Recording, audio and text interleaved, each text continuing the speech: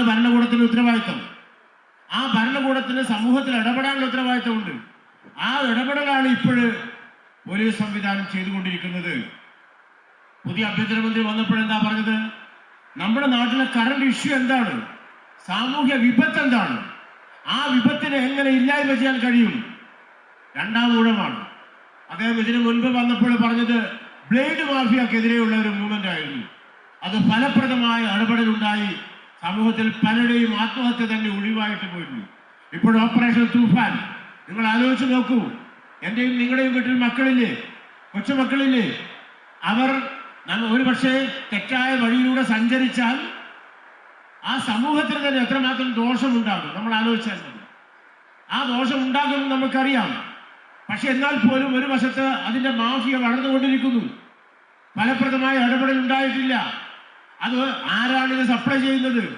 ആ സപ്ലൈ ചെയ്യുന്നവരെ കണ്ടെത്തണം. ആ സപ്ലൈ ചെയ്യുന്ന ആളുകൾക്ക് എത്തിച്ചു കൊടുക്കുന്ന ആരാണ്, അവരെ കണ്ടെത്തണം.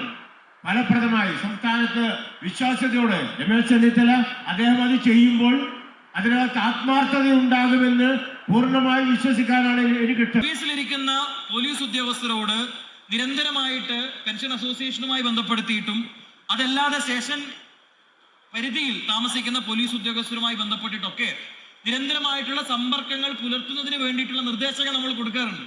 പക്ഷെ ഇവിടെ സംഭവിക്കുന്ന ഒരു വിഷയം, നിങ്ങൾ സർവീസിൽ ഇരിക്കുന്ന സമയത്ത് അന്ന് റിട്ടയറായ ആൾക്കാരുമായിട്ട് നമ്മൾക്ക് എന്തുമാത്രം ബന്ധമുണ്ടാക്കാൻ വേണ്ടി കഴിഞ്ഞിട്ടുണ്ടോ എന്ന് പറയുന്നൊരു ചോദ്യമുണ്ട്. അപ്പൊ നിലവിലും നമ്മൾക്ക് ആ പ്രശ്നമുണ്ടെന്ന് തീർച്ചയായിട്ടും പരിഹരിക്കേണ്ടുന്ന വിഷയം തന്നെയാണ്.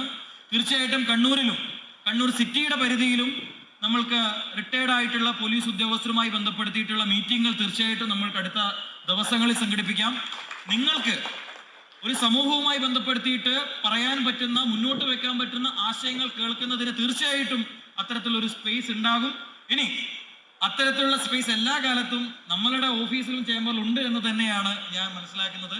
തീർച്ചയായിട്ടും അത്തരത്തിലുള്ള സജീവമായ ചർച്ചകൾ ഒരു നാടിന്റെ ഏറ്റവും വികസനോത്മുഖമായിട്ടുള്ള വളർച്ചയ്ക്ക് ആവശ്യമാണ് എന്ന് തന്നെയാണ്